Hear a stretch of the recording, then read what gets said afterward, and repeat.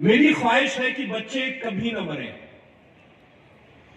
मेरी ख्वाहिश है कि बच्चे कभी न मरे। मेरी ख्वाहिश है कि जंग छिड़ते ही उनको आसमान में पहुंचाया जाए और जब महफूज वो घर लौटे और मां बाप पूछे कि तुम कहां थे, उनका जवाब होगा, हम बादलों में खेल रहे थे। दोस्तों, फिलिस्तीन में आज जो नरसंहार हो रहा है, जिस बेरहमी से फिलिस्तीन के लोगों को मारा जा रहा है, उनका कत्ल किया जा रहा है,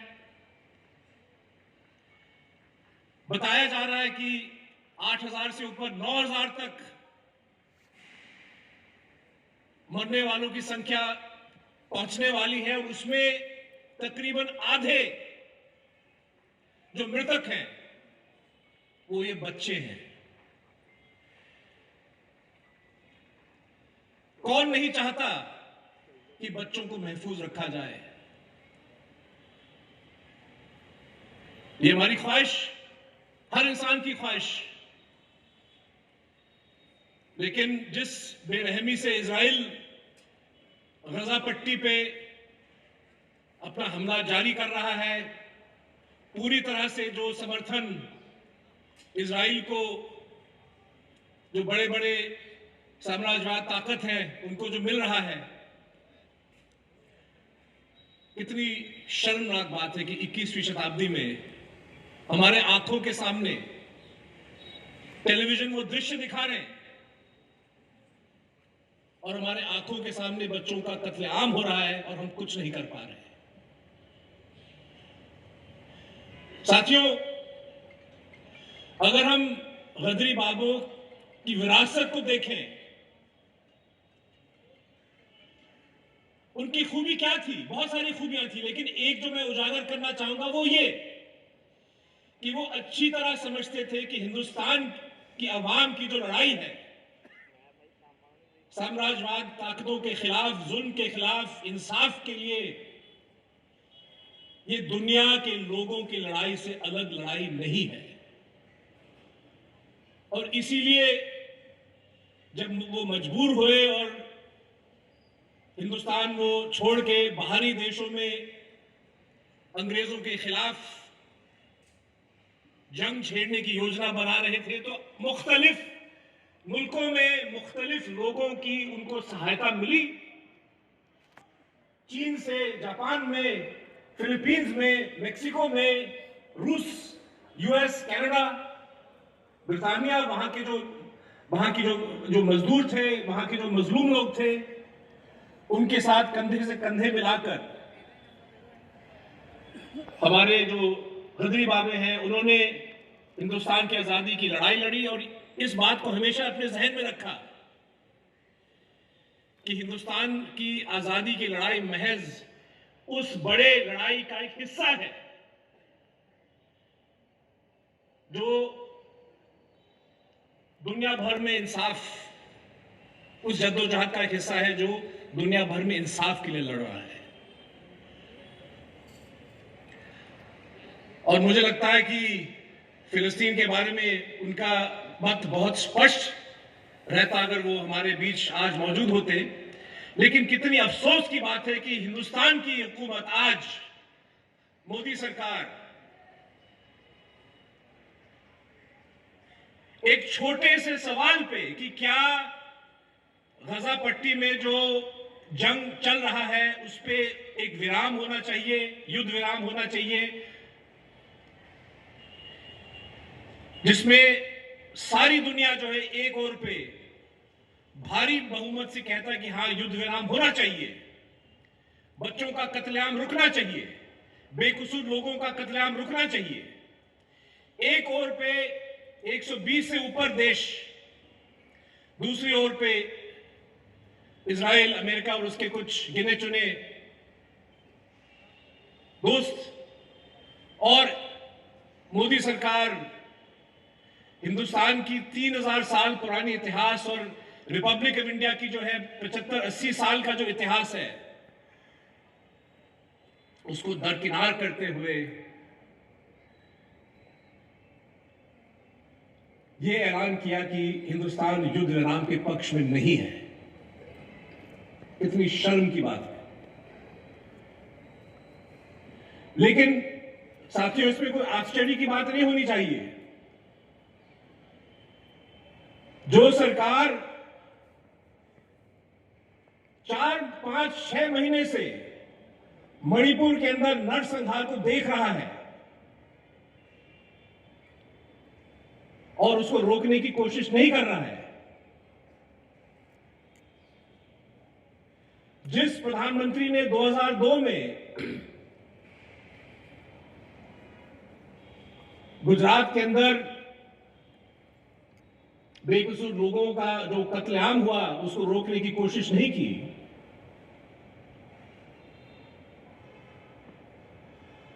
वो गजा पट्टी में क्या युद्ध के विराम के पक्ष में रहेंगे? दोस्तों, हकीकत यह है कि आज हम एक ऐसे दौर से गुजर रहे हैं जहां हिंसा, चाहे अंतर्राष्ट्रीय स्तर पे या देश के अंदर, दोबारा पूरी तरह से शासक वर्ग के हाथ में हथियार बन चुका है और खुलेआम हिंसा का प्रयोग किया जा रहा है।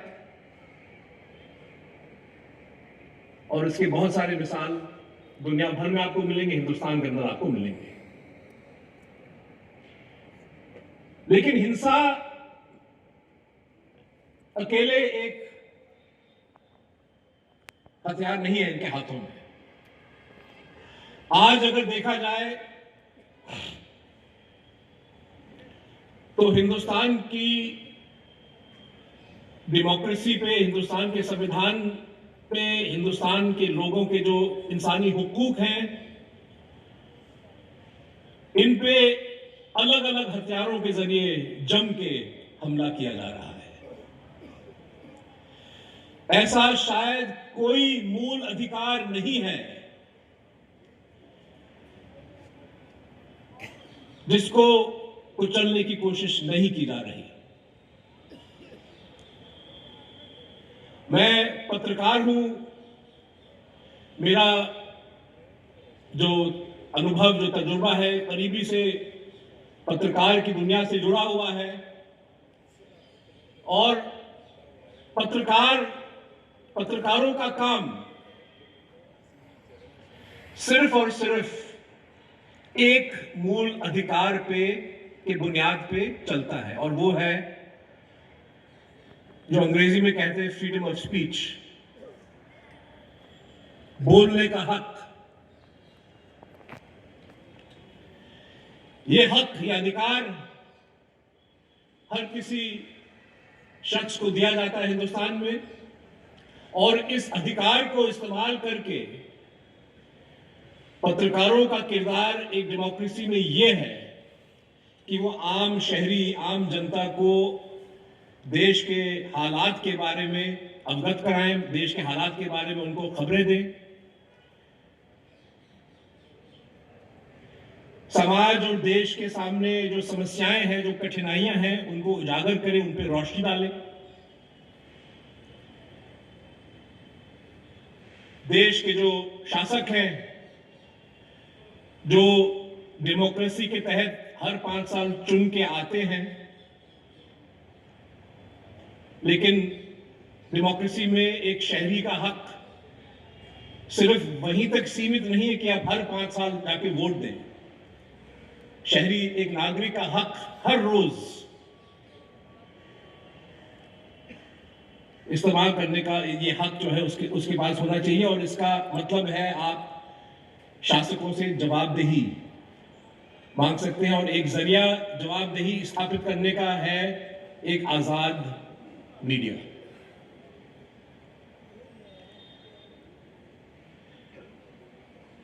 आज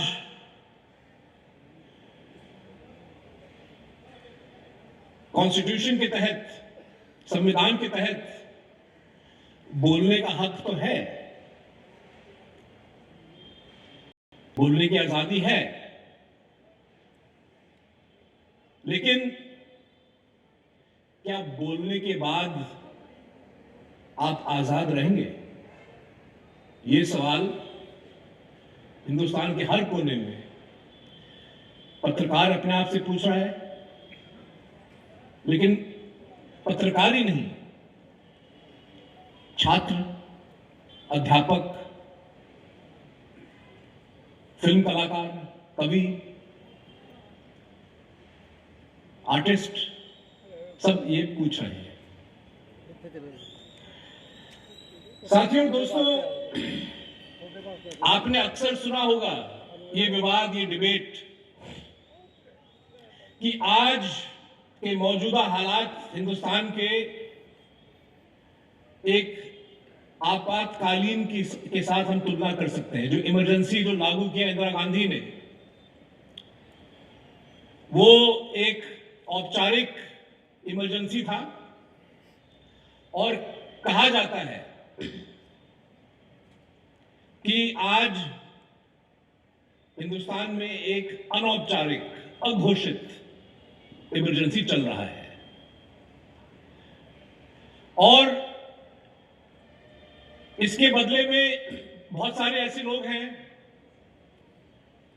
सरकार के अंदर, सरकार से करीबी ताल्लुक रखने वाले खबरनवीज, जिनको रवीश कुमार ने एक अच्छा नाम दिया, गोदी मीडिया, उनका कहना है कि भाई हिंदुस्तान में हालात इतने खराब नहीं है। ये मीटिंग चल रहा है, इस मीटिंग में मैं बोल रहा हूं, और इंदिरा गांधी के इमरजेंसी में शायद ये मीटिंग मुमकिन नहीं होता, जो हकीकत है। इसीलिए उनका कहना है कि भाई ऐसी तुलना जो है, ये जो आप कर रहे हैं, ये गलत है, और ये आपातकाल जो है, आपातकालीन इमरजेंसी की बातें आप छोड़ दो। और इस तर्क के बदले में मैं सिर्फ और सिर्फ एक नाम आपको देना चाहूंगा, और वो नाम है प्रबीर पुरकायस्थ। आपने ये नाम सुना होगा, पढ़ा होगा टेलीविजन में। प्रबीर पुरकायस्थ एक पत्रकार हैं, एक वैज्ञानिक हैं, जो न्यूज क्लिक, जो एक वेब पोर्टल है, उसके फाउंडर, एडिटर हैं, फाउंडर है, एक तरह से संस्थापक, संपादक रहे हैं। और 1975 में जब प्रबीर पुरकायस्थ जवाहरलाल नेहरू विश्वविद्यालय के छात्र थे, और जब इमरजेंसी का ऐलान इंदिरा गांधी ने किया, तो पुलिस जेएनयू पहुंची, बहुत सारी वहां पे गिरफ्तारियां हुई, और उन गिरफ्तारियों में प्रबीर पुरकायस्थ भी, उनको पकड़ा गया और तिहाड़ जेल में उनको पहुंचाया गया, जहां शायद 1-2 साल उनको वहां जबरदस्ती काटना पड़ा। अब इंदिरा गांधी की इमरजेंसी में बहुत सारे लोगों को गिरफ्तारी देनी पड़ी। भाजपा वाले कहते हैं, और वो झूठ नहीं बोल रहे, कि उनको भी गिरफ्तारियां देनी पड़ी। एल.के. अडवाणी, अरुण जेटली, बहुत सारे ऐसे लोग, उनको जेल भेजा गया। तो आप कह सकते हैं कि भाई प्रबीर पुरकायस्थ, इसमें कौन सी बड़ी बात है? बड़ी बात यह है कि इमरजेंसी, इंदिरा गांधी की इमरजेंसी के बाद 2023 में नरेंद्र मोदी के अघोषित इमरजेंसी में पुरकायस्थ को दोबारा गिरफ्तार किया जाता है। और मेरी जानकारी में कम से कम प्रबीर पहले ऐसे शख्स हैं जिनको इंदिरा गांधी ने निशाना बनाया अपने इमरजेंसी के दौरान, और अब नरेंद्र मोदी निशाना बना रहे हैं। अपने अघोषित इमरजेंसी के दौरान।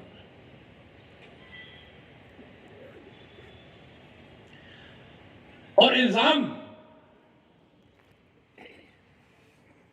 जो लगाया गया है उन पे, और इसीलिए मैं कहता हूं कि कभी कभी जो अघोषित चीज होती है वो शायद औपचारिक से ज्यादा खतरनाक हो सकता है,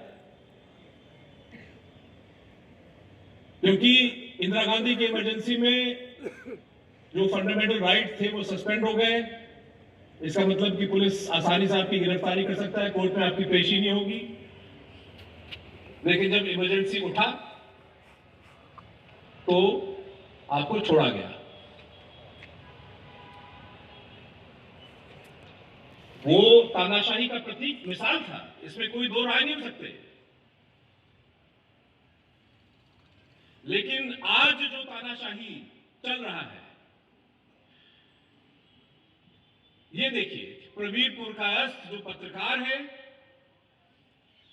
उनके खिलाफ दहशतगर्दी का केस दर्ज किया गया है। अनलॉफुल एक्टिविटीज प्रिवेंशन एक्ट के तहत उनको भेजा गया है जेल। और ये जो कानून है यूएपीए, पंजाब में लोग इससे वाकिफ होंगे। इससे पहले कानून था पोटा, उससे पहले कानून था टाडा। और इन तमाम कानूनों की खूबी क्या है? ये कानून जो है दहशतगर्दी से लड़ने के खिलाफ नहीं बनाए गए। इन कानूनों का मकसद, और खास तौर पे जो यूएपीए है, इसका मकसद ये है कि जिनको आप गिरफ्तार करेंगे इसके तहत, उनको आसानी से जमानत नहीं मिलेगी। केस कुछ भी हो,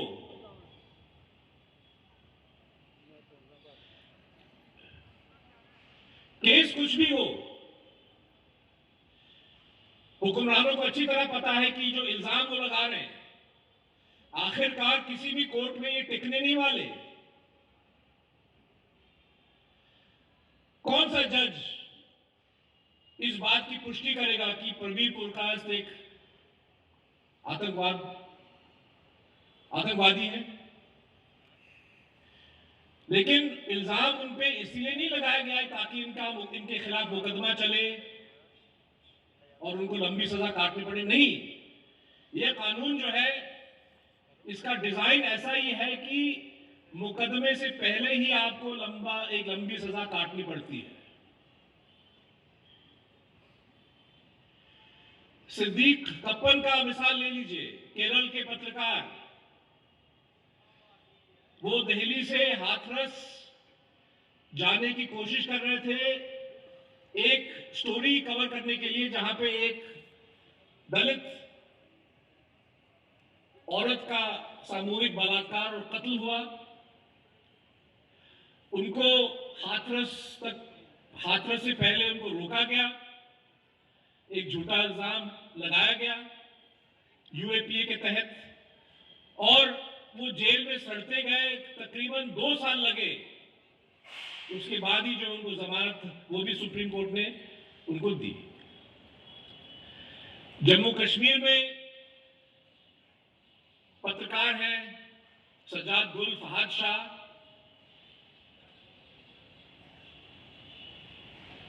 ये 1 साल से ऊपर जो है यूएपीए के तहत सड़ रहे हैं। और अगर हम पत्रकारों से हटके सामाजिक जो कार्यकर्ता है, एक्टिविस्ट है, सोशल एक्टिविस्ट है, भीमा कोरेगांव का नाम आपने सुना होगा। एक और जो है फर्जी मुकदमा, इसमें लेखक, वकील, ट्रेड यूनियनिस्ट, प्रोफेसर्स 4-5 साल से जो है इनका मुकदमा स्टार्ट नहीं हुआ और उनको बेल नहीं मिलती। फादर स्टैन स्वामी, जिन्होंने पूरी जिंदगी झारखंड और हिंदुस्तान के आदिवासियों के हकों के लिए लड़ी, जेल के अंदर उनका इंतकाल हुआ। आखिरी दम तक वो कहते रहे कि मैं बेकसूर हूं, लेकिन कोर्ट ने और सरकार ने उनकी बात नहीं सुनी। और ये जो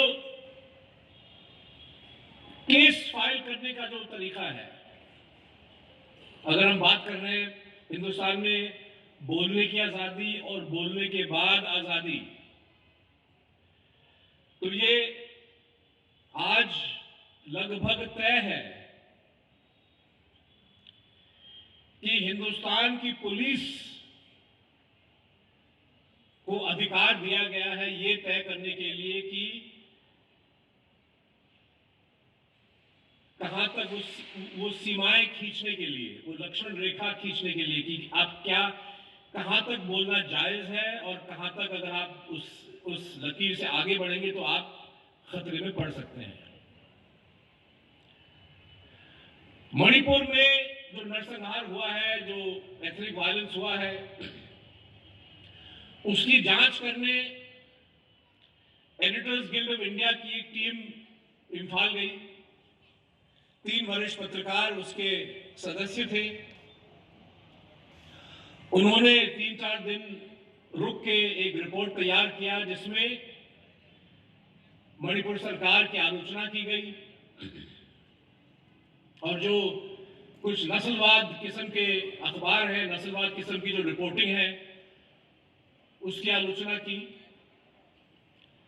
और दिल्ली लौटने के बाद पता चला कि मणिपुर की पुलिस ने इनके खिलाफ एफआईआर जाके दर्ज कर दिया।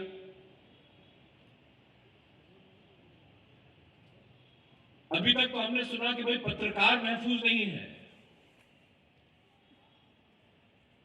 रिपोर्टर के खिलाफ आसानी से केस दर्ज हो सकता है और हो भी रहा है हिंदुस्तान के हर कोने में। लेकिन अब जब एडिटर्स गिल्ड ऑफ इंडिया के वरिष्ठ जो एडिटर्स हैं वो जाके एक तफ्तीश के लिए, एक इन्वेस्टिगेशन के लिए किसी इलाके में जाते हैं, वो भी अब उनको भी खतरे में डाला जा रहा है। साथियों, मैंने प्रदीप पुरकायस्थ तो न्यूज क्लिक की बात उठाई। आपको आश्चर्य होगा कि मुकदमा तो आपने यूएपीए के तहत दहशतगर्दी वाला लगा दिया, लेकिन न्यूज क्लिक से जुड़े हुए जो पत्रकार हैं, जो लेखक हैं, आप जानते हो पुलिस उनसे कैसे कैसे सवाल पूछ रही थी।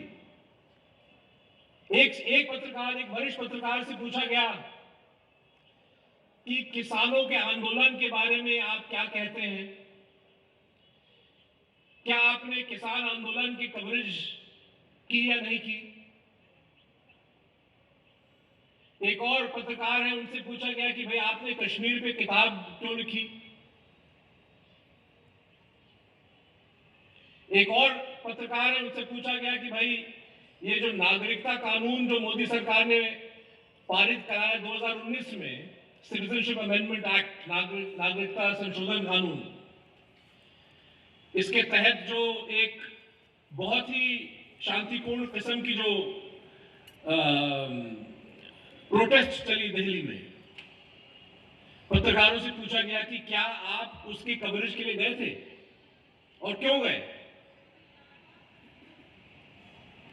इल्जाम लग रहा है दहशतगर्दी का, लेकिन सवाल पत्रकार से पूछा जा रहा है कि भाई आपने किसानों के रैली को उसकी खबर क्यों बनाई, क्या ताल्लुक है इन दोनों के बीच में। क्या सरकार ये कहना चाह रही है हिंदुस्तान के जो किसान हैं, जिन्होंने 1 साल से ऊपर 2 साल तक अपने अधिकारों के लिए, अपने हकों के लिए जो एक आंदोलन चलाया, जिसमें सैकड़ों किसान शहीद भी हुए, ठंड में, गर्मी में, बरसात में, एक्सीडेंट्स में, क्या सरकार का मानना है कि ये सारा मूवमेंट जो है ये और इसको आप कवर कर रहे हो तो ये दहशतगर्दी का केस बन सकता है। और ये हकीकत है। तो साथियों, अगर कोई कहता है कि ये इमरजेंसी नहीं है, इमरजेंसी इतना इंदिरा गांधी का था, ये इमरजेंसी जैसे हालात नहीं है, मैं कहता हूं कि भाई 19-20 का फर्क है। और कई मायनों में ये जो इमरजेंसी अघोषित, अनौपचारिक जो इमरजेंसी मोदी साहब और अमित शाह देश में चला रहे हैं, जहां पे जब चाहे बोलने की आजादी पे जो है रोक लगाया जा सकता है, फ्रीडम ऑफ एसोसिएशन पे रोक लगा सकते हैं, ये कई मायनों में ज्यादा खतरनाक है। संविधान एक और हक देता है हर शहरी को, उसको बोलते हैं freedom of association, freedom to protest, कि जो किसान बहनें और भाई हमारे हैं, अगर उनको लग रहा है कि कोई सरकार की जो नीति है ये खराब नीति है, गलत नीति है, और हम इसके खिलाफ अपनी आवाज उठाना चाहते हैं, तो संविधान आपको हक देता है कि आप शांतिपूर्ण तरीके से अपनी आवाज उठाएं, आप जुलूस निकालें। लेकिन आपके जुलूस पे रोक लगाया गया, तरह तरह के दबाव डालने की कोशिश की गई। आज दिल्ली के अंदर जब न्यूज स्टिक के खिलाफ पुलिस ने अपनी कार्रवाई की और गिरफ्तारियां की और शायद 70-80 पत्रकारों से उनके फोन सब छीन लिए, कंप्यूटर छीन लिए, तो जब प्रेस क्लब ऑफ इंडिया में हम लोग एक प्रदर्शन करना चाह रहे थे तो बताया गया कि नहीं जी, ये तो न्यू दिल्ली एरिया है, यहां पे 144 हमेशा लागू है, आप यहां पे प्रदर्शन नहीं कर सकते। जब इजराइल के वॉर क्राइम्स के खिलाफ दिल्ली में कोई आंदोलन, कोई प्रोटेस्ट आयोजित करना चाहते हो, सड़कों पे उतर की इजाजत नहीं मिलेगी। इजराइल के पक्ष में आप करना चाहोगे तो इजाजत आपको मिलेगी।